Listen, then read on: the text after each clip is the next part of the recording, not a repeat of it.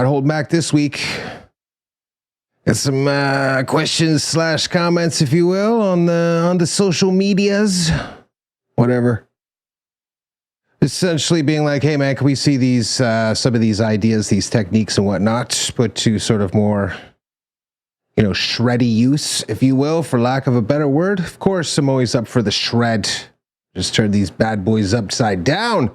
This is a great way of practicing too, of course. Notice I tried to group them together, although I put the little fire emoji between each of them, so to speak, so that you can, understand that these are each of the individual elements, which there are 4, right? The first one is I just do a sequence of 4s. And then I do a sequence of 5s and sort of thing with some tapping in there. Nice, where I gang up 2 of the pentatonic shapes together. We've talked about that. With a sweep. So now we're starting to operate on many levels.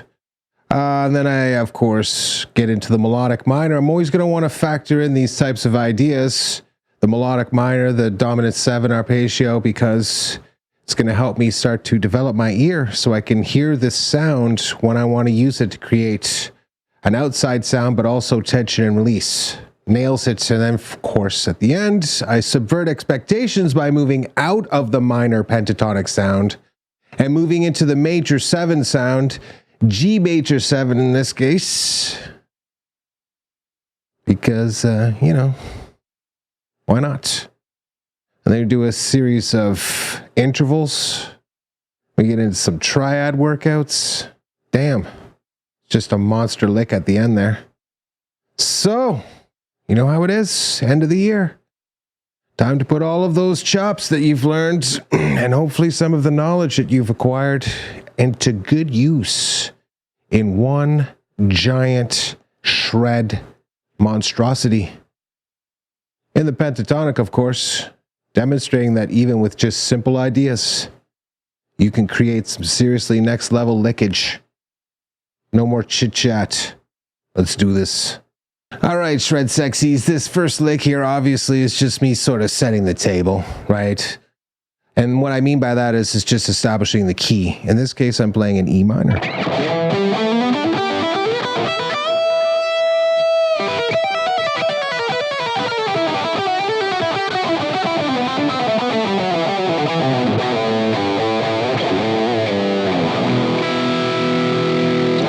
You feel me, baby? Right, which tells me automatically I'm playing in the key of G major, right?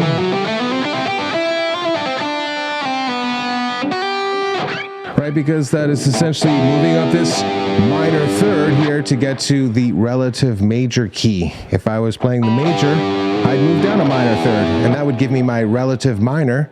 And if I was playing in a minor key, I would move up a major 3rd to give me the relative major. That's an important piece of information, even if you don't understand how powerful that is right now. Start to remember stuff like that, because it gives you a leaping off point later on the internet. You're watching a video, reading an article, reading a book or something like that on music instruction, whatever. And somebody else will say something about that. You'd be like, oh, I remember that. And then all of a sudden you can build on that piece of information. Okay? Very important. Hugely. Sorry, couldn't resist. Okay, so that's the first thing. It's just setting the key, right? And then, of course, what I wanted to do is just, work myself up to it. Now, listen, the technique here is the most important thing, right? I'm doing like this idea where I want to move to the next adjacent string with 2 identical strokes. This is classic Frank Gambale stuff, right? So if I'm using this E minor pentatonic shape here, right, I'm going to do this down, up, and then it's down, up, or see how I can do 2 strokes?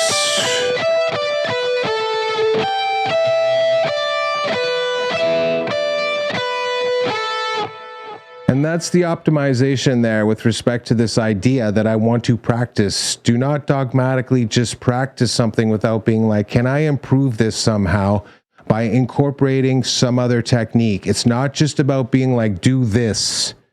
It's about analyzing what it is that you're doing and trying to find the micro hacks, if you will, that apply to your own playing and your style and whatnot, being like, how can I optimize this idea? In my case, it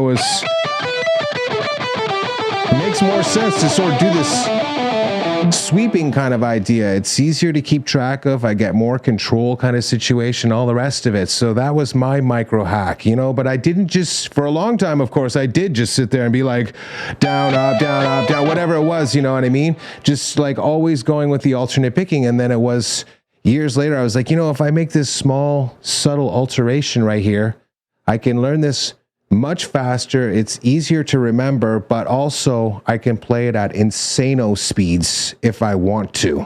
Now, listen, that's the last consideration. And you'll get to insano speeds if you just practice that a lot. But the thing is to concentrate on number one, is there some way that you can optimize the information? Number two, where are you and what is it you're doing? I'm using this minor pentatonic shape in the key of G major. Right? That's in this case, E minor.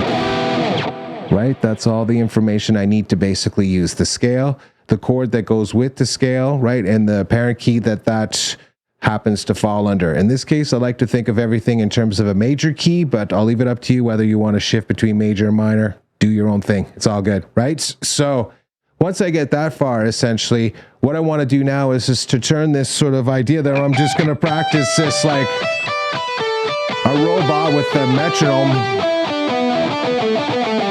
right? Like which everybody does, and it's an issue. Imagine if you just stripped away the backing track. Imagine if you stripped away all the music, and all it was is just you standing on the stage with the spotlight coming down on you, and there's 100,000 people out there. I just looked at the Monsters of Rock when they played in Russia.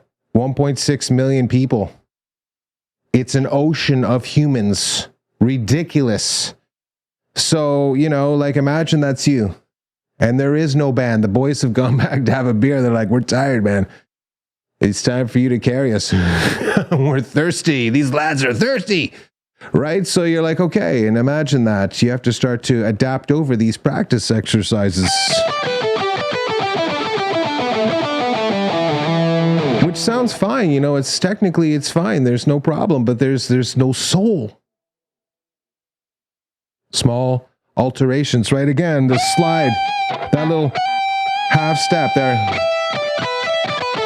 Opening salvo where you sort of speed up and then the rallentendo, right? Again, that little half slide from the melodic minor position, you're a half step down from Aeolian, one half step, right?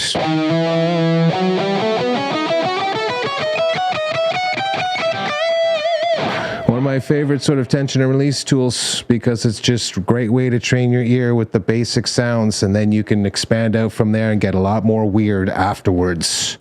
But just conquering that sound and the sequence of it in relation to something that you'd be very comfortable with, like this pentatonic, sets up all of the expectation. And of course I do that again in the exercise specifically, but we'll look at that when we talk about the melodic minor. Okay, so that's what I'm doing. Essentially, I want to start off slow, create a sense of home base, in this case in the E minor position, by just using this simple idea with the pentatonic. I made a small alteration to the scale itself to be like, I want to play it in a grouping, if you will, in this case fours. Then I started to try to make it more musical.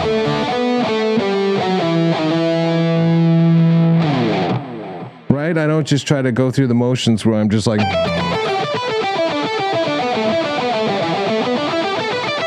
right? Like negative.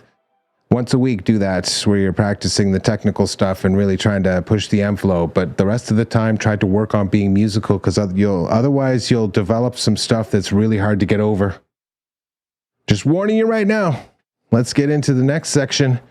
The sweep with the taps. Savagery. All right, sexies. Essentially, these steps here that I'm showing you are basically the basic elements in all the really great solos.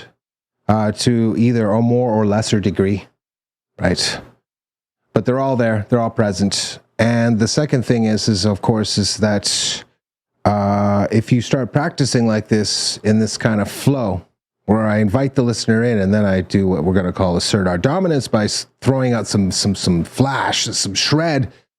You know, people are like, okay, got my attention. Think about a real world scenario where you'd be actually playing in front of a crowd. It's great to sort of be like, okay, come on, and then just drop a bomb a bit on them.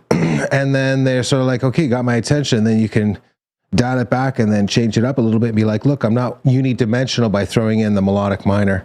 And then at the end, you sort of really take it over the top with the melodicism to sort of seal the deal, right? So always keep that in mind. There's always a path, if you will, a trail to follow. It just depends on, you know, what your scenery looks like.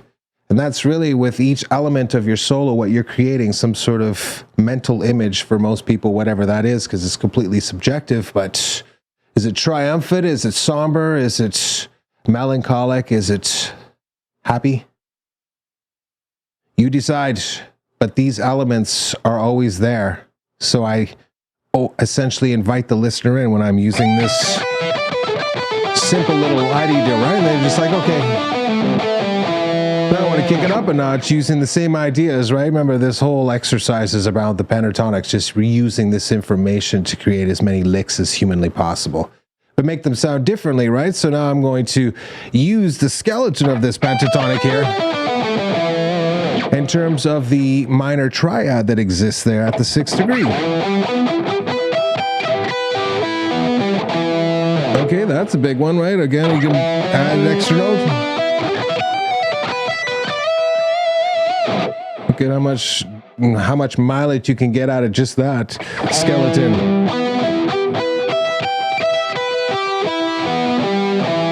Adding in the Aeolian notes here. Again, that's from Aeolian. Also the pentatonic. And again, the pentatonic. 1, 2, 3. Create a nice minor 7 arpeggio there. Then again, bard. Tacking on that there. The 3 notes from Mixolydian here.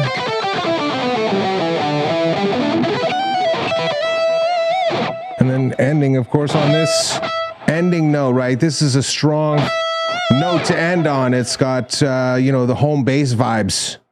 You always want to sort of like close your idea on a strong, you know, note, and you, if you will, with reference to the chord or just on its own, that makes your idea feel like it's come to an end. And that's what you're doing.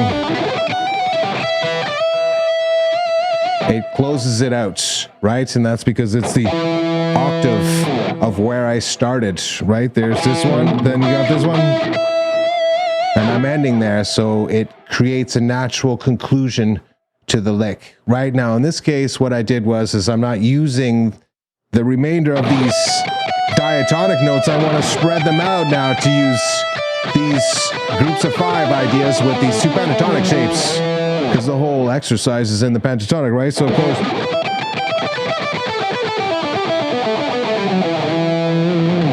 was sort of the skeleton I was using. Right now, look at, if I just did these scales, you can hear I'm doubling up. Right, you get these doubling up sounds. It sounds awful, really. Right, so, but to get around that problem, you can now play them slightly out of sequence and then lead to the next string, in this case with your 3rd finger in most cases, right? Which creates the sort of subtle variation necessary to break up that sort of like doubling up note monotony nonsense. Get out of here with that.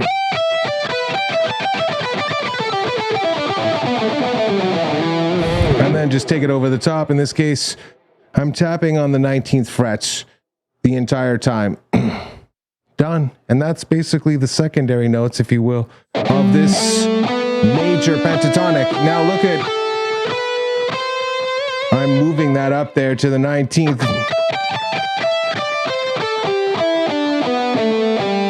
That's the actual pentatonic shape if I were to play it again.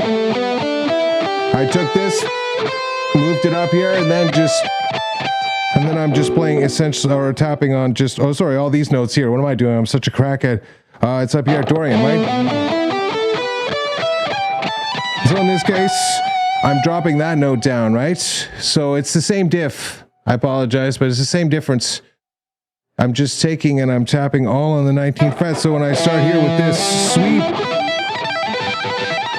now that's the exercises you want to try to get good at, just getting the tap right on here. Let's see if I'll try to get it right off.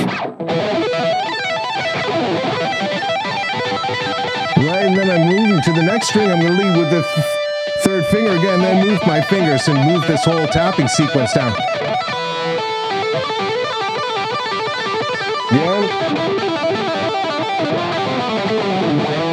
Once I get down to the A and the E string, I'm switched back into the Aeolian position, which is going to, you know, create, again, a slight variation sort of in the notes with respect to moving from the pentatonic shapes back into the diatonic modes, in this case, Aeolian.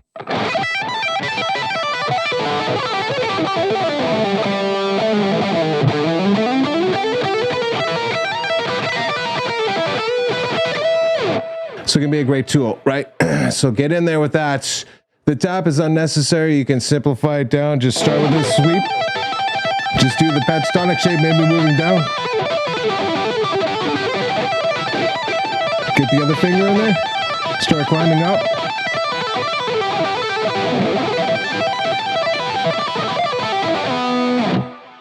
Whatever you feel like, it doesn't matter if you're going to do the 5-in-1 sequence. Somebody was just like, play the hard one. So that one's pretty tough because it's a lot of hand-eye dexterity and whatnot. But again, simplifying it down a little bit can create some really great stuff. And it's the two elements, right? And that's very difficult to get. As you can see, I don't think I've actually hit it once this whole segment. Close enough. Oh, that was pretty close, that one. Okay, so that's the exercise. Just get some of those taps in there from the sweep. And then back into it, and then 4 fingers, baby. Come on, that's sick as hell. Carry it on using the Red Beach ideas.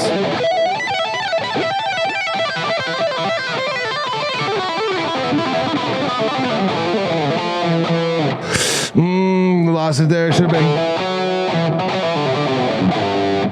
Whatever. I'm not perfect. I wasn't practicing for it. Okay, so that's the next element. Start to factor 2 sort of like shreddy ideas, the crazy tapping, if you will, and the sweep together, and then practice the synchronization of accomplishing the sweep and get your finger out there onto the appropriate fret, maybe, and then starting to get the accuracy with moving between a couple frets or whatever it is, maybe tapping out other ones, whichever sort of approach you feel best suits your playing style. It's more about hand-eye coordination and training the mind than it is to actually have some sort of sound that you may or may not realistically use in a solo. Anything that helps throw something new into the pot is going to increase your learning potential, guaranteed. Let's go into the next section.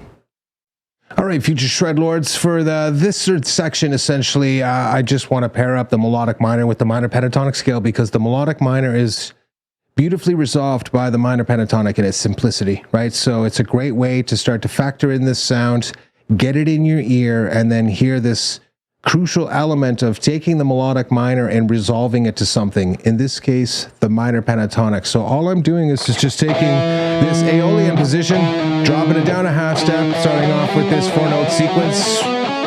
And essentially this is just a root inversion, right? The melodic minor, not superlocrian or Lydian dominant or, you know, Lydian augmented, all that crap. No, negative, Dorian flat 2. No, it's just the standard melodic minor shape here.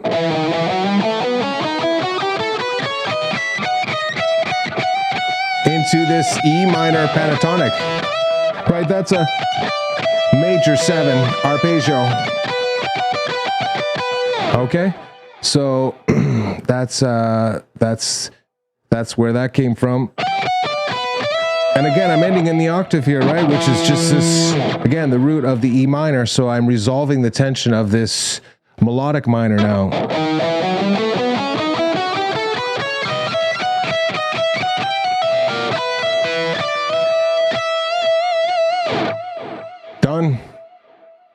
my case, I do this sort of like a really bizarre sort of interval, because why not throw it in there? Plus, it's an extra level of sort of complexity that you can add to the lick, if you will. And of course, I'm playing it very quickly. Again, I'm sort of sliding my finger there. Why not add the chromatic notes there?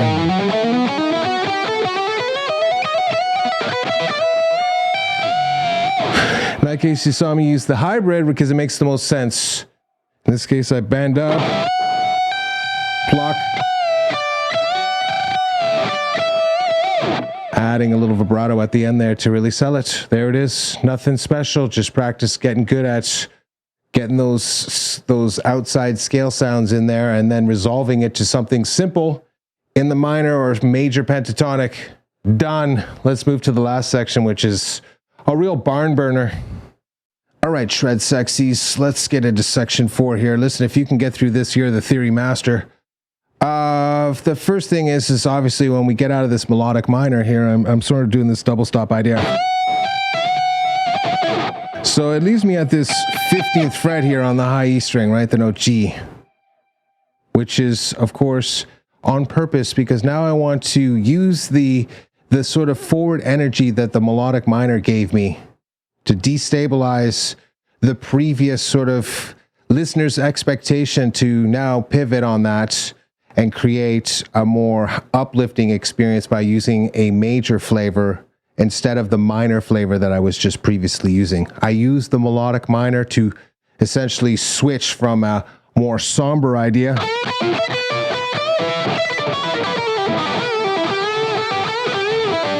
to a more happy one.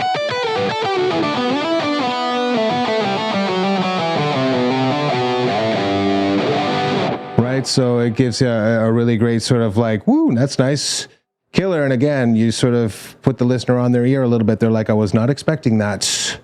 So essentially, I'm just loading up here on this G major 7, dropping it down a whole step like that, using the notes of this Mixolydian pentatonic, right? I'm like, look, there's that note there. So, and that already sets me up for this 3 octaves idea.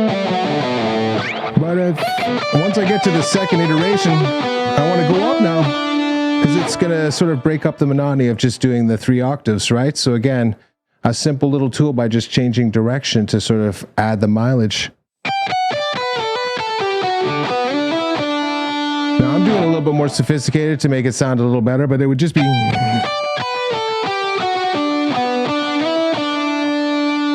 But by adding and doubling up on a few notes, you obviously smooth that out a bit.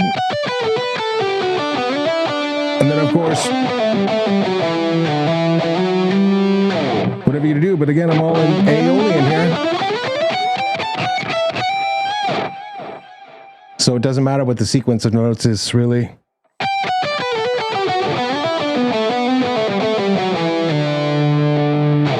In this case, I end here at this Mixolydian position, and then what I'm going to do is just ascend using this whole step configuration we looked at already.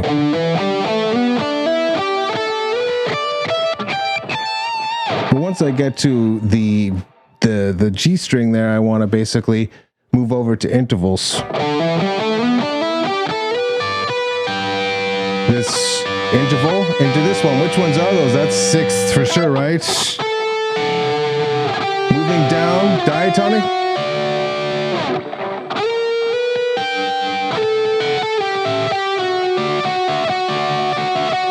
And I'm just using, again, simple principles of just moving the interval, incrementing or decreasing it. There's the octave, the 7th, the 6th, the 5th, right? So that's all important stuff to remember, right? So I'm just using that.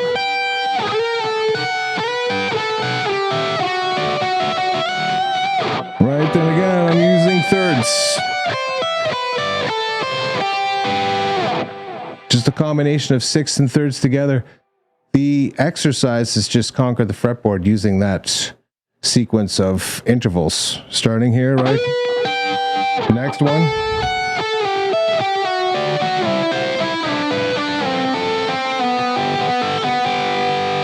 There's home base, right? Come on. You know it's true.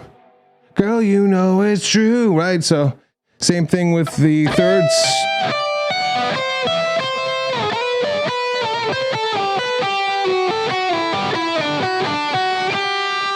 Right, so it's the same idea. That's the practice exercise. You're supposed to be able to just move up and down the fretboard using those interval structures. Doesn't matter which one you start on. You're supposed to know what the next one is below and above based around what you're hearing right now. The end. I don't care how you do it. Get it done. And notice how I'm combining them together to, again, create a little sort of like, subversion of the expectation. I don't just keep in one thing. I group them together, sixths and thirds, because they sound awesome, obviously.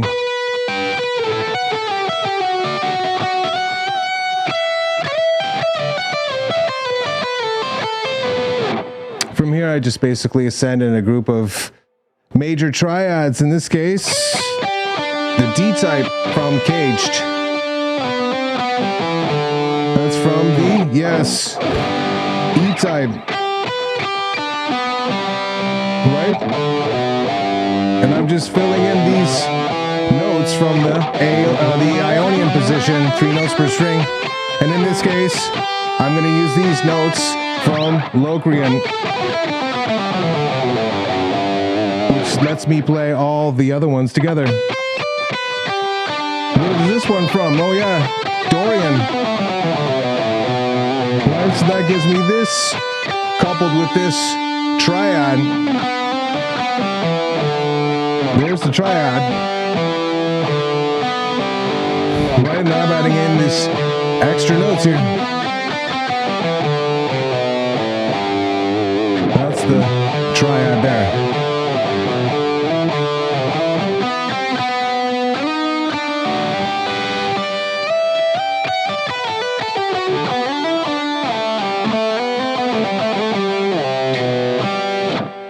So on and so forth. I'm going to do a great job, but it's good enough, and the point being here is again, notice how I can just move around using the triads, so to speak, and try to create bigger ideas, and then combine the 3 octaves idea with the triads idea.